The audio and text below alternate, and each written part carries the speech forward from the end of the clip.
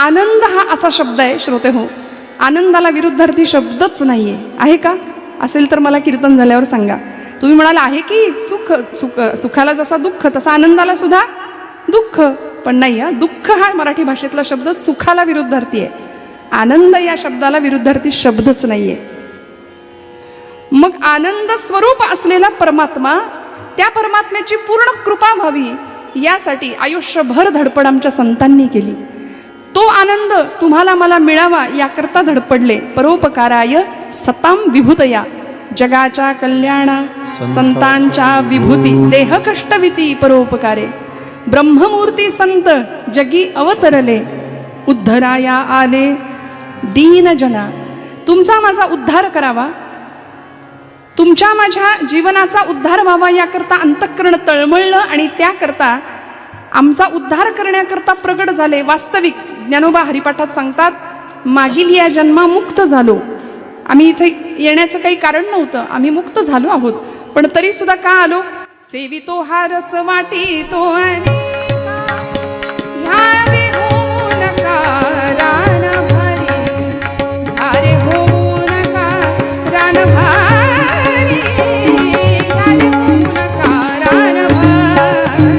सेवितो हा रस वाटितो अनेका, ह्यावे होऊ नका रान भारी, अरे होऊ नका रान भारी, अरे होऊ नका रान भारी. ज्या ब्रह्म साम्राज्याचा आनंद आम्ही घेतला, जे ब्रह्म सुख आम्ही अनुभवलं, ते चिरंतन शाश्वत सुख तुम्हाला प्राप्त व्हावं याकरता आम्ही आलो म्हणाले. सेवितो हा रस, आम्ही सेवन केलं, त्या रसाचं आम्ही पान केलं, तो रस तुम्हाला वाटायला आम्ही आलोय. जो आनंद स्वतःला मिळाला तो आनंद दुसऱ्यालाही मिळावा, ही उदात्ततेची जाणीव फक्त संत हृदयात असू शकते बरं का, ती तुमच्या माझ्याकडे नाही. आपण सगळे नेहमी कीर्तन ऐकणारी माणसं आहात, बहुश्रुत आहात, त्यामुळे कीर्तनाची अभिरुची आज जरी श्रोत्यांची बदलली असली तरी मला माहिती आहे इथला श्रोता कसा आहे. त्यामुळे सासूसुनांच्या गप्पा आपल्याला कीर्तनामध्ये करायच्या नाहीत. प्रपंच आहेच, जो कटकट देतोच आहे आम्हाला आयुष्यभर, तो इथे 2 तासात परत आणायचा नाही. जेणेकरून मूर्ती ठसावी अंतरी श्रीहरीची, ऐसी कीर्तन मर्यादा हो संतांच्या घरची. नाथांनी सांगून दिलं, भक्ती ज्ञाना विरहित गोष्टी इतरा न कराव्या, प्रेम भरे वैराग्याच्या युक्ती विवराव्या. त्यामुळे बेसमेंट आमच्या कीर्तनाचं भक्ती असावं, आणि भक्तीने प्रफुल्लित असलेली आपण सर्व मंडळी आहात की अंतःकरणामध्ये भक्तीच उचंबळली आहे. आणि ही दिवाळी आमची, खरं तर ही ज्ञानाची दिवाळी आहे. एरवी दिवाळी येते ती दिवाळं काढून नेते, पण ही संतांची आम्हाला त्यांनी दिलेली ही ज्ञानाची दिवाळी आहे. म्हणून आपण सगळे भाग्यवान आहोत की महाराष्ट्रासारख्या सुंदर राज्यामध्ये आपण राहतो की जी संतांच्या पदस्पर्शाने पुनीत पावन झालेली भूमी आहे. जेथे वैष्णवांचा वास, धन्य भूमी पुण्य देश, धन्य भूमी पुण्य देश, धन्य भूमी पुण्य देश. जेथे वैष्णवांचा वास, धन्य भूमी पुण्य देश, धन्य भूमी पुण्य देश,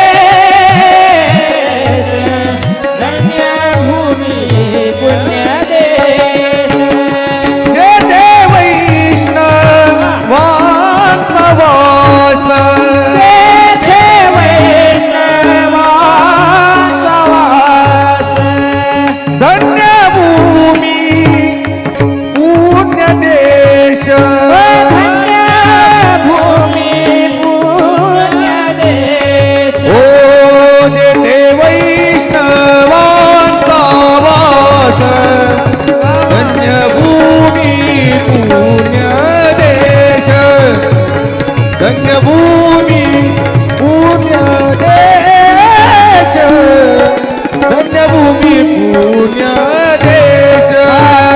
जेथे वैष्णवांचा वास, धन्य धन्यभूमी पुण्यदेश धन्यभूमी पुण्यदेश धन्यभूमी पुण्यदेश पुण्यदेश जेथे वैष्णवांचा वास, धन्यभूमी पुण्यदेश. आणि आपण तर पुण्यवान अशा पुण्यात राहतो, म्हणून माऊली म्हणाले पुण्याची गणना कोण करी, नाही का? पुण्याची म्हटले का? नाही ना, पुण्याची गणना कोण करी. पण आपण भाग्यवान आहोत. पवित्र ते कुळ पावन तो देश, जेथे हरीचे दास जन्म घेती. धन्य आम्ही जन्म आलो, दास विठ्ठलाचे झालो. कुणी हेवा करावा आमच्या भाग्याचा, असं आमचं भाग्य आहे. आणि आज कीर्तनाचा रंग असा आहे, आपण सगळी गुणीजन मंडळी आहातच. ही मंडळी जीव तोडून वाजवतात, साथ करतात म्हणून कीर्तन आहे. ही मंडळी त्यांचं कसं पणाला लावतात म्हणून आम्ही सहजतेने बोलू शकतो, गाऊ शकतो. नाहीतर आम्हाला उगीच अहंकार होऊ शकतो, मी कीर्तन केलं. असं नाहीये. तुकोबा म्हणाले, तूची श्रोता वक्ता ज्ञानासी अंजन, सर्व होणे जाणे तुझी हाती. आणि विघ्नहर्ता असलेल्या गणपती बाप्पाच्या पूजेसाठी, ते अधिष्ठान समोर ठेवून त्याच्या जयंतीसाठी आपण इथे जमलो आहोत.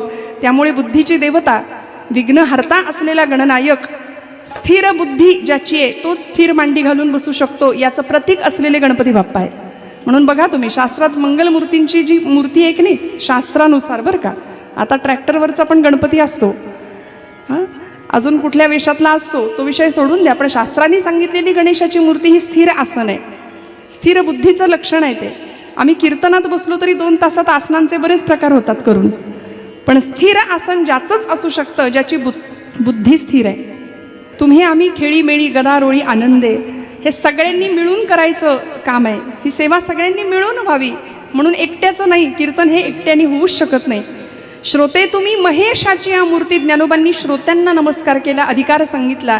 आणि परब्रह्म स्वरूपातले आपण श्रोते म्हणून मी नेहमी सांगत असते, शब्दब्रह्म, स्वरब्रह्म, नादब्रह्म यांचा त्रिवेणी संगम झाला की कीर्तनात परब्रह्म साकार होतं. तर जन्माला आलेला प्रत्येक व्यक्ती समाधानासाठी, सुखासाठी, मग ते नश्वर सुख मिळावं याकरता का होईना, प्रपंचातल्या मागण्या मागाव्या याकरता का होईना, भगवंताच्या दारात जातोच. कितीही नास्तिक माणूस असला ना तरी भगवंताकडं जातो. खरं तर नास्तिक म्हणवणारा जास्त आस्तिक असतो. देव नाही असं म्हणणारी माणसं त्याचं अस्तित्व जास्त मान्य करतात, माझं हे मत आहे. पु ल देशपांडे म्हणायचे, मी नास्तिक आहे, स्वतः मान्य करायचे, पण देवाकडून, देवाच्या रस्त्यावरून किंवा एखाद्या देवळासमोरून जाताना माझे हात नकळत जोडले जायचे भगवंताकडे. त्यामुळे 100% नास्तिक या जगात कुणीच असू शकत नाही, कुणीच नसतो. बरं, देव आहे की नाही त्याच्या अस्तित्वावर शंका घेणं म्हणजे आपल्या अस्तित्वावर शंका घेण्यासारखं आहे. त्यामुळे त्या परमात्म्याची पूर्ण कृपा होण्याचे अनेक मार्ग आम्हाला परमदीन दयाळ दीनवत्सल असलेले आमचे संत, की ज्यांना माऊलीच्या संबोधनाने आम्ही संबोधलं, त्या आई समान असलेल्या संतांनी आम्हाला मार्ग दाखवलाय. मार्ग दावूनी गेले दयानिधी संत. त्यामुळे आज त्यांच्या कृपेने तुम्ही आम्ही सगळे इथे आहोत. त्या मार्गावरून वाटचाल करत असताना त्यांचा सहवास सहज जरी लाभला तरी काय काय परिणाम होतं हे सगळं सांगत असताना, जसं माइलस्टोन्स असतात की नाही, हे मिळाल्यावर हे मिळतं, ते मिळाल्यावर ते मिळतं, तसं या अभंगामध्ये तुकोबरायांनी आम्हाला असे माइलस्टोन्स दिलेत. काय केल्याने काय मिळेल, काय केल्याने काय मिळेल. आपल्याला सवय असते साधारणपणे, प्रापंचिक मनुष्य लाभ काय मिळेल, हे मी केल्यानंतर मग मला काय मिळेल, उपास तापास केल्याने मग मला काय मिळेल, 16 सोमवारचं व्रत आम्ही करू, काहीतरी कामना असते म्हणून करू, हा स्वभाव आहे आमचा. काय केल्याने काय मिळतं, तुकोबरायांना आमचा स्वभाव माहिती आहे. म्हणून प्रस्तुतच्या अभंगात सुरुवातीपासूनच महाराजांनी फायदेच सांगितले हो संतांच्या सहवासाचे. संत चरण रज लागता सहज, संत चरण रज लागता सहज, संत चरण रज लागता सहज. क्या बात है. संत चरण रज लागता सहज. संत चरण रज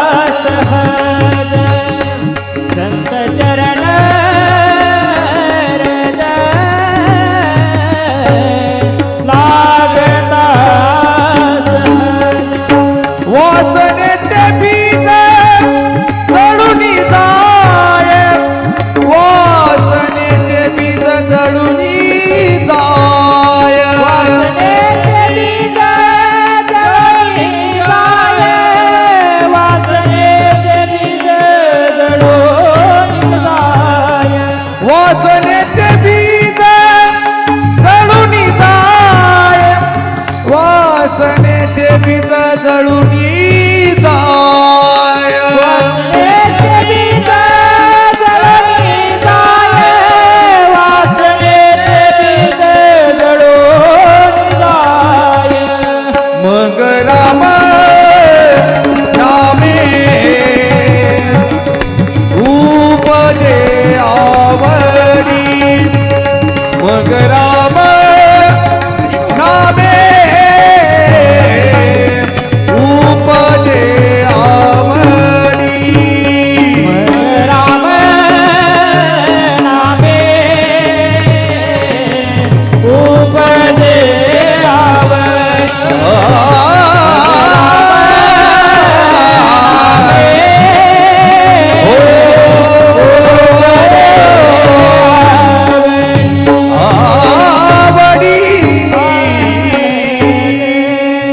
संत चरण रज लागता सहज.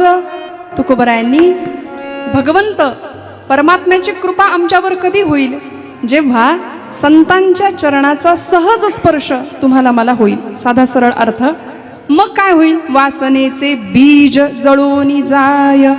तुमच्या माझ्यामध्ये निर्माण होणाऱ्या अनेक प्रकारच्या वासना, त्या सात्विक आहेत, राजस आहेत, तामस आहेत. 3 प्रकारच्या वासना तुमच्या माझ्यामध्ये निर्माण होत असतात.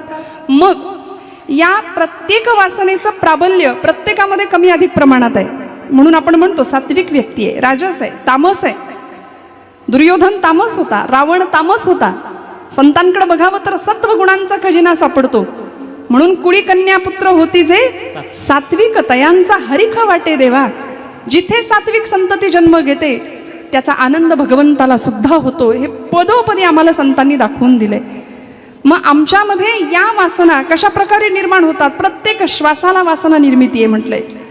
आरोग्यशास्त्र आम्हाला सांगतं एक निरोगी मनुष्य दिवसाला 24 तासांमध्ये निरोगी माणूस बरं का 21,600 एवढ्या वेळा श्वासोच्छ्वास करतो, घेतो. श्वास घेणं, पूरक, कुंभक आणि रेचक ही जी प्रक्रिया आहे, आरोग्यशास्त्र सांगतं 21,600 वेळा आम्ही श्वासोच्छ्वास घेतो. त्या प्रत्येक श्वासाला वासना निर्मिती होते. कल्पना करा किती वासना निर्माण होतात. जन्म घेणे लागे वासनेच्या संगे. भागवतामध्ये जडभरताची जडभरताची उदाहरण आहे, गोष्ट आहे, आपल्या सगळ्यांना माहिती आहे की त्या भरताला वासनेच्यामुळे पुन्हा पुन्हा जन्म घ्यावा लागत होता. आणि ती वासना संपुष्टात आली, संतांचा सहवास झाला, स्पर्श झाला, कृपा झाली, भगवत प्राप्ती झाली. तुमच्या माझ्यातलं वासनेचं बीज संपूर्णपणे नष्ट व्हावं, संतांची परिपूर्णपणे कृपा तुमच्या माझ्यावर व्हावी, याकरता तुकोबराय सांगतात संत चरण रज लागता सहज, वासनेचे बीज जळून जाय. मग आता प्रश्न असा आहे की ज्या संतांच्या चरणाजवळ आम्हाला जायचंय, रज या शब्दाचा अर्थ आहे धूळ. ती धूळ मस्तकाला लावून घ्यायची, असे संत आत्ता समाजात आहेत का? आहेत का? काय म्हणणं आहे तुमचं? बोला. आहेत? समाजामध्ये संत सात्विक वृत्तीची साधू सज्जन मंडळी आहेत का? माझं म्हणणं आहे भगव्या कपड्यातलाच, फक्त रुद्राक्षांच्या माळा परिधान केलेला, भस्माचे पट्टे अंगावर ओढलेलाच फक्त साधू नसतो. देवते संत, देवते संत निमित्त त्या प्रतिमा. संतांनी आम्हाला सांगून दिलं, भगवंतांनी प्रत्येक कुळामध्ये, प्रत्येक जातीमध्ये संत रूपाने स्वतः परमेश्वर अवतीर्ण झाले ना. ब्रह्ममूर्ती संत जगी अवतरले.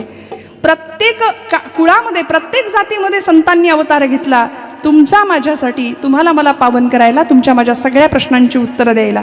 आमचं भाग्य इतकं मोठं आहे. आम्ही डॉक्टरकडे जातो, डॉक्टरवर पूर्ण विश्वास ठेवतो की नाही? जरा कुठे काही दुखणं आलं, औषधाचं प्रिस्क्रिप्शन मिळतं, काही अक्षर आम्हाला कळत नाही त्याच्यावरचं, मला तरी नाही, तुम्हाला कळत असेल तर बघा.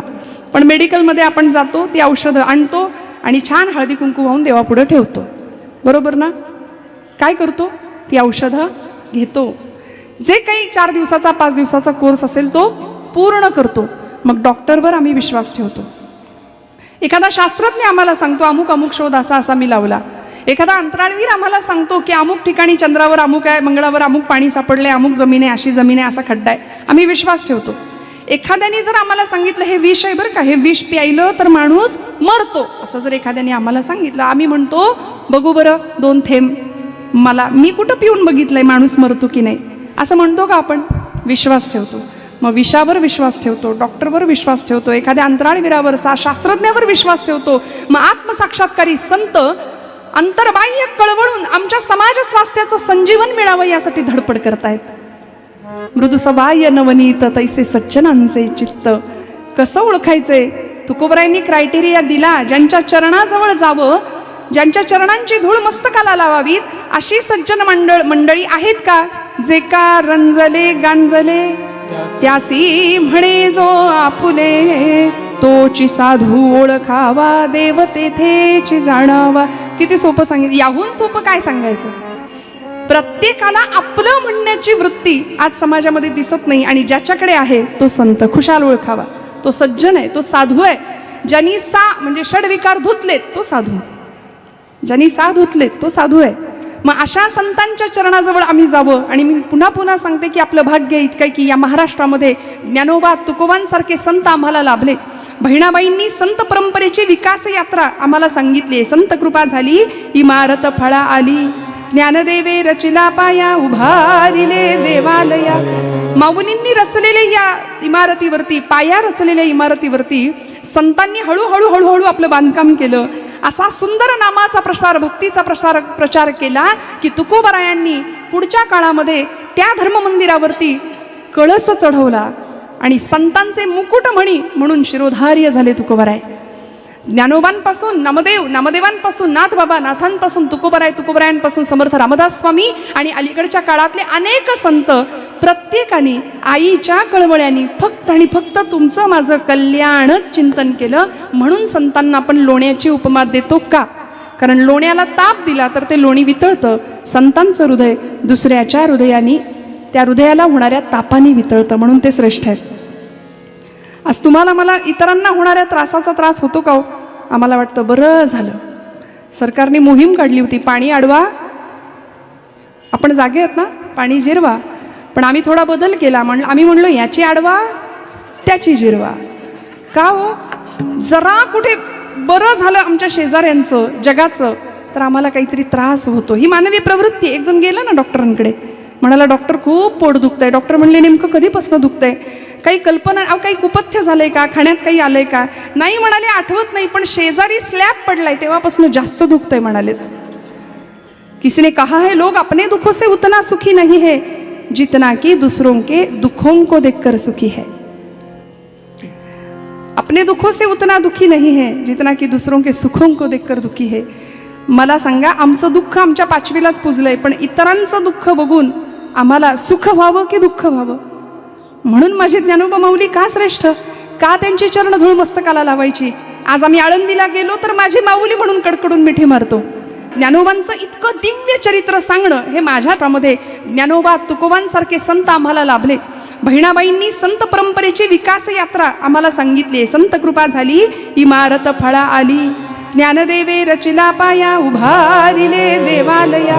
माऊलींनी रचलेल्या या इमारतीवरती, पाया रचलेल्या इमारतीवरती संतांनी हळूहळू हळूहळू आपलं बांधकाम केलं. असा सुंदर नामाचा प्रसार, भक्तीचा प्रचार केला की तुकोबरायांनी पुढच्या काळामध्ये त्या धर्ममंदिरावरती कळस चढवला आणि संतांचे मुकुट म्हणून शिरोधार्य झाले तुकोबराय. ज्ञानोबांपासून नामदेव, नामदेवांपासून नाथबाबा, नाथांपासून तुकोबरायांपासून समर्थ रामदास स्वामी आणि अलीकडच्या काळातले अनेक संत, प्रत्येकाने आईच्या कळवळ्यांनी फक्त आणि फक्त तुमचं माझं कल्याणच चिंतन केलं. म्हणून संतांना आपण लोण्याची उपमा देतो का? कारण लोण्याला ताप दिला तर ते लोणी वितळतं. संतांचं हृदय दुसऱ्याच्या हृदयाने, त्या हृदयाला होणाऱ्या तापाने वितळतं, म्हणून ते श्रेष्ठ आहेत. आज तुम्हाला मला इतरांना होणाऱ्या त्रासाचा त्रास होतो का हो? आम्हाला वाटतं बरं झालं सरकारने मोहीम काढली होती, पाणी अडवा, आपण जागे आहेत ना, पाणी जिरवा. पण आम्ही थोडा बदल केला, आम्ही म्हणलो याची अडवा त्याची जिरवा. का हो? जरा कुठे बरं झालं आमच्या शेजाऱ्यांचं, जगाचं, तर आम्हाला काहीतरी त्रास होतो. ही मानवी प्रवृत्ती. एक जण गेला ना डॉक्टरांकडे, म्हणाला डॉक्टर खूप पोट दुखतंय. डॉक्टर म्हणले नेमकं कधीपासून दुखतंय? काही कल्पना, अहो काही कुपथ्य झालंय का, खाण्यात काही आलंय का? नाही म्हणाले, आठवत नाही, पण शेजारी स्लॅब पडलाय तेव्हापासून जास्त दुखतंय म्हणाले. किसी ने कहा है लोग अपने दुखों से उतना सुखी नहीं है जितना कि दूसरों के दुखों को देखकर सुखी है. अपने दुखों से उतना दुखी नहीं है जितना कि दूसरों के सुखों को देखकर दुखी है. मला सांगा, आमचं दुःख आमच्या पाचवीलाच पुजलंय, पण इतरांचं दुःख बघून आम्हाला सुख व्हावं की दुःख व्हावं? म्हणून माझी ज्ञानोबा माऊली का श्रेष्ठ, का त्यांची चरण धूळ मस्तकाला लावायची? आज आम्ही आळंदीला गेलो तर माझी माऊली म्हणून कडकडून मिठी मारतो. ज्ञानोबांचं इतकं दिव्य चरित्र सांगणं हे माझ्या तरी बुद्धीला, यथा शक्तीला आणि मतीला न झेपणार आहे. इतकं ते सुंदर अलौकिक चरित्र आहे की ज्यांनी अखंड प्रकारे भगवंताला आळवलं.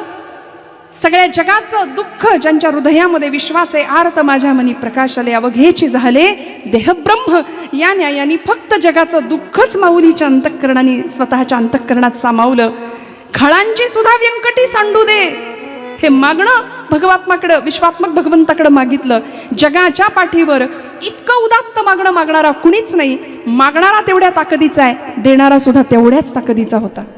इतकं सुंदर देखणं मागणं तुम्हाला मला नाही जमलं मागायला, नाही जमत. ज्ञानोबांनी ते मागितलं. संत हृदय, साक्षात महाविष्णूंचा अवतार, कैवल्य साम्राज्य चक्रवर्ती, कैवल्याचे धनी, योगी यांचा राणा. 12व्या शतकामध्ये समाजाने केलेल्या निंदेचं सगळं विष पचवलं होतं ज्ञानराजांनी, पण चूळ भरली ती अमृताची. जगाला अमृताची संजीवनी दिली. ये मराठीची ये नगरी, ब्रह्मविद्येचा सुकाळू करीत ज्ञानोबा सांगतात. मग असं 750 वर्षापूर्वी ज्ञानोबांनी 9000 रुपयांच्या ओव्यांच्या रूपाने ज्ञानेश्वरी तुम्हाला मला दिली. आणि आम्ही सहज म्हणतो की आम्हाला ज्ञानेश्वरी जमत नाही वाचायला, वेळच नाही. जगातलं सगळ्यात मोठं खोटं वाक्य आपण बोलून मोकळे होतो. खरं सांगा, सगळ्यात खोटं वाक्य आहे की नाही, मला वेळ नाही. कीर्तनाला चला, नाही हो, वेळच नाही, जमलंच नाही. खरं सांगू का, इथे कीर्तन, नामस्मरण, भजन हे भाग्यात असावं तर घडतं. अभंगाचं शेवटचं चरणाकडे आपल्याला जायचंय. तुका म्हणे सुलभ साधन गोमटे, परी उपतिष्ठे पूर्व पुण्ये.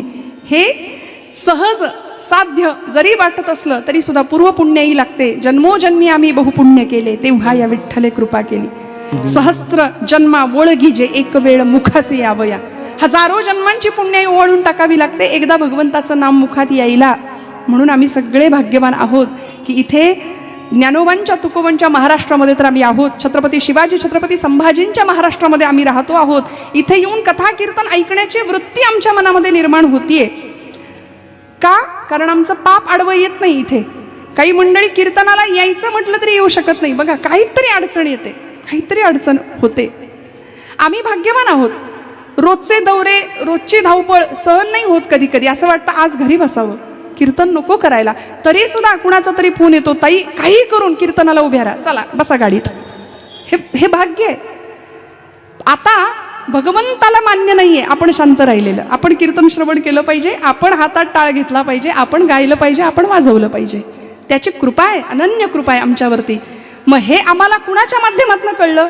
संत चरण रज लागता सहज, वासनेचे बीज जळोनी जाय. तुमच्या माझ्या मध्ये निर्माण होणाऱ्या अनेक वासना संपुष्टात येतात फक्त संत सहवासामुळे, संत संगतीमुळे. संतांच्या चरणाचा नव्हे, तिथे आ हा एक शब्द अनुस्यूत आहे. संत आचरण, संतांच्या आचरणाचा संग आम्हाला मिळावा. परिणाम काय आहे संतांचं आचरण? सगळं शिकवलंय बरं का, कुठेही जायची गरज नाही. मी परवा सुद्धा एक वाक्य बोलून गेले. संत या जगामध्ये आज बघा तुम्ही, तरुणाई, विशिष्ट वयातली प्रौढ मंडळी, महिला वर्ग, लहान मुली सगळे टेन्शनमध्ये आहेत, फ्रस्ट्रेशनमध्ये आहेत, नैराश्य आहे, ताणतणाव आहे. मग या सगळ्यामध्ये आम्हाला कुठेतरी काउन्सिलिंग हे नवीन एक क्षेत्र आज निर्माण झाले की तिथे जावं. आम्हाला सल्ला मिळतो की काउन्सिलरकडे जा. मी म्हणते संतांइतका काउन्सिलरच नाही आहे जगामध्ये.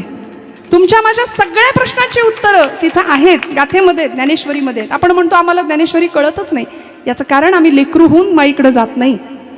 साधा सोपा प्रश्न विचारते, लेकराची भाषा आईला कळत नाही, असं कधी होतं का हो? होतं असं? कधीच नाही. जन्माला आलेलं तान्हं लेकरू मांडीवर आईने घेतलं की त्याला भूकेच्या, तहानेच्या सगळ्या वेदना होतात. त्या वेदनांच्या संवेदना आईला पोहोचतात. अचूक उपचार आई करते. मग ज्ञानोबांना जर आम्ही विश्व माऊली म्हटलंय तर आम्ही लेकरू होऊन माऊलींकडे का जात नाही, हा माझा प्रश्न आहे.